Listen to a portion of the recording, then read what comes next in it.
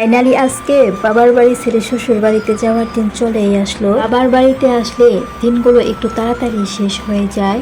আমার কাছে তো মনে হয় এই তো আমি কালই আসলাম আর আজকে চলে যাচ্ছি।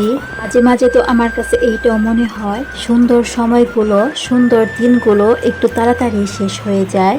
আসসালামু আলাইকুম সবাইকে, কেমন আছো সবাই? এখন তো আমার বিয়ে হয়ে গেছে, যার কারণে এখন আর চাইলেও আমি বাবার বাড়িতে পড়ে থাকতে পারি না।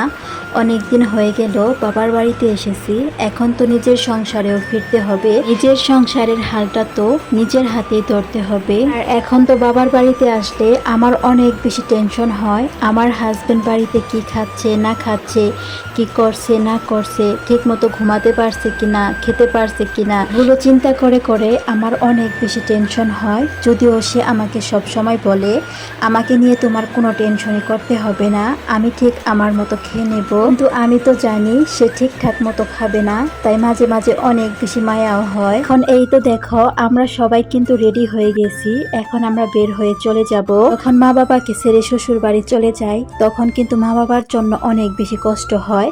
আবার যখন শ্বশুর বাড়ি থেকে বাবার বাড়িতে চলে আসি তখন আমার হাজবেন্ডের জন্য অনেক বেশি কষ্ট হয়। কি আর করব বলো, এটাই মেয়েদের জীবন। তাই তো আগে থেকেই রিক্সায় চলে এসেছে, কিন্তু আমি চারপাশটা একটু ঘুরে ঘুরে দেখতেছিলাম, আমার বাবার বাড়িটাকে একটু ঘুরে ঘুরে দেখতেছিলাম। আবার না জানি কবে আসব, কবে আবার সবার সাথে দেখা হবে, এগুলো যখন চিন্তা করি তখন কিন্তু নিজের অজান্তেই চোখের কোণে পানি চলে আসে। কিন্তু কি আর করা যাবে, চলে যেতেই হবে। এখন কিন্তু আমি আমার মা বাবাকে বিদায় জানিয়ে শ্বশুর বাড়ি যাওয়ার উদ্দেশ্যে রওনা দিয়ে দিয়েছি।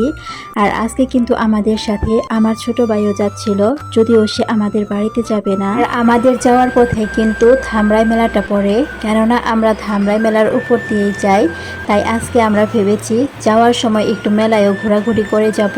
আর আমাদের ধামরাই মেলায় ঘোরার ভিডিওটা কিন্তু আমার আগের ভিডিওতে দিয়ে দিয়েছিলাম। এই তো কথা বলতে বলতে কিন্তু আমরা মেলার কাছে চলেই আসলাম। আর এই তো মেলায় ঘোরাঘুরি করার পর কিন্তু এখন আমরা আবারও চলে যাচ্ছি। আর এইদিকে দেখি আমার ছোট ভাইটা একদম মন খারাপ করে বসে আছে। আর আমার দুই ছেলে তো মনে করেছিল তাদের মামা তাদের সাথে যাবে, তাই তারা তো অনেক বেশি খুশি। মামা তাদেরকে ছেড়ে যে চলে যাবে, তাদেরকে টাটা দিচ্ছিল, এইটা তারা একদমই খেয়াল করেনি। কিছুটা পথ যাওয়ার পর তাদের মনে পড়লো যে তাদের মামা তো এখন আর তাদের সাথে যাচ্ছে না। এরপরে কিন্তু আমার দুই ছেলের কান্নাকাটি শুরু হয়ে গেল। এইভাবে কিছু পথ যাওয়ার পর কিন্তু আমার দুই ছেলে ঘুমিয়ে পড়ে, কেননা তারা রিক্সা উঠলে পরেই ঘুমিয়ে পড়ে। আচ্ছা, আমার আজকের এই ভিডিওটি তোমাদের কাছে কেমন লেগেছে তা কিন্তু অবশ্যই আমাকে কমেন্ট করে জানাতে ভুলো না। আজকের মতো এইখানে বিদায় নিচ্ছি। সবাই অনেক অনেক ভালো থেকো, সুস্থ থেকো, সবাইকে আল্লাহ হাফেজ।